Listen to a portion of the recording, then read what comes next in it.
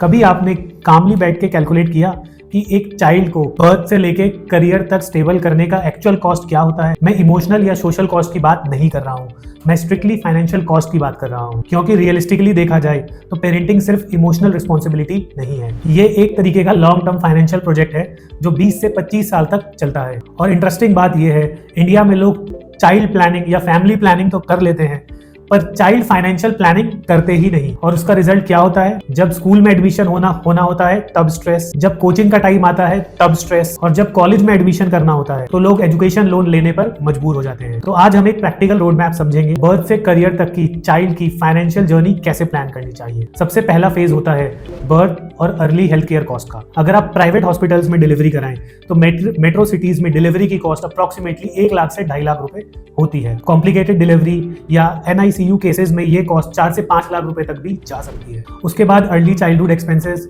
Vaccinations और regular checkups की cost भी इंक्रीज होती है। अर्ली 5 इयर्स में 50,000 से 1 लाख तक जा सकती है।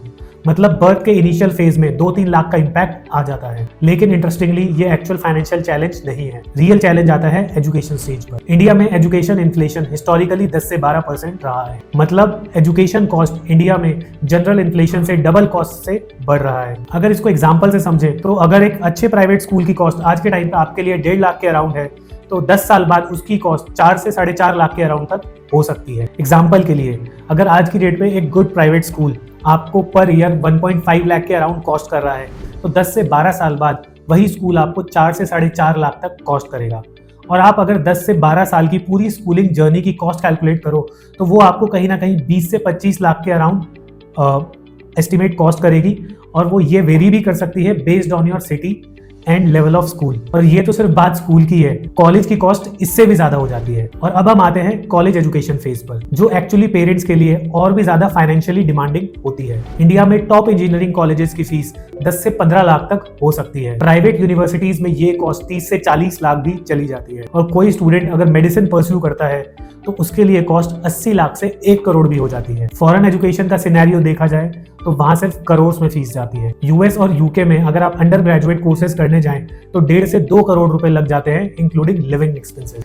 तो अगर हम कंजर्वेटिवली भी कैलकुलेट करें तो एक बच्चे के बर्थ से लेके ग्रेजुएट होने तक का कॉस्ट ही 60 लाख से 1 करोड़ तक पहुंच जाता है। और अगर फॉरेन इंस्टीट्यूशंस या प्रीमियम इंस्टीट्यूट्स को अगर हम ऑप्ट करते हैं तो यही कॉस्ट 2 करोड़ से ऊपर भी जा सकती है। अब यहाँ एक इंपॉर्टेंट क्वेश्चन आता है, अगर किसी का चाइल्ड आज 1 साल का है तो क्या उन्हें आज ही 1 करोड़ रुपए चाहिए होंगे? ऑब्वियसली नहीं। यहाँ फाइनेंशियल प्लानिंग का रोल आता है। चाइल्ड फाइनेंशियल प्लानिंग का कॉन्सेप्ट सिंपल है, small discipline investment over long time. Suppose कोई पेरेंट को जब चाइल्ड बॉर्न होता है तो वो 10,000 पर मंथ एक डाइवर्सिफाइड इक्विटी फंड में इन्वेस्ट करना स्टार्ट कर दे। अगर एवरेज रिटर्न लॉन्ग टर्म के लिए 12% पर एनम ले तो 18 साल के बाद वही कॉर्पस रफली 50 से 60 लाख तक का हो जाएगा। और अगर मंथली इन्वेस्टमेंट को 15,000 लिया जाए तो वही कॉर्पस अराउंड 1 करोड़ तक पहुंच जाएगा। और ये पावर है टाइम और कंपाउंडिंग के कॉम्बिनेशन की। पेरेंट्स को एक साथ 1 करोड़ अरेंज करने की जरूरत नहीं है, उनको सिर्फ डिसिप्लिन मेंटेन करना होता है ओवर टाइम। अब एक और प्रैक्टिकल एस्पेक्ट समझना जरूरी है। चाइल्ड प्लानिंग में इन्वेस्टमेंट स्ट्रैटेजी स्टैटिक नहीं होती। जैसे जैसे चाइल्ड की एज बढ़ती है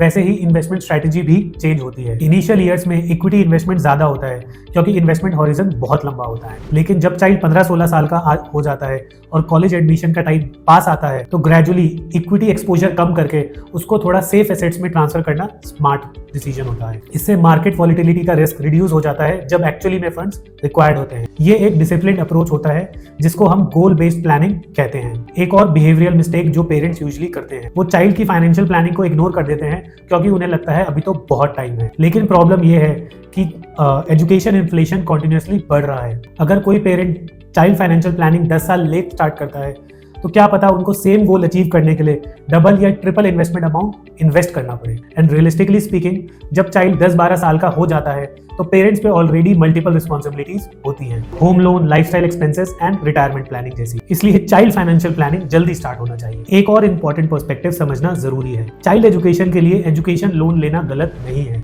अगर हम सोनली एजुकेशन लोन पे डिपेंड करें तो प्रैक्टिकली इस सिचुएशन को देखा जाए तो एक इंडिविजुअल ग्रेजुएट होते ही उस पर एकदम से फाइनेंशियल बर्डन आ जाता है। यूएसए में एवरेज स्टूडेंट लोन आज की डेट में $30,000 से $40,000 तक है।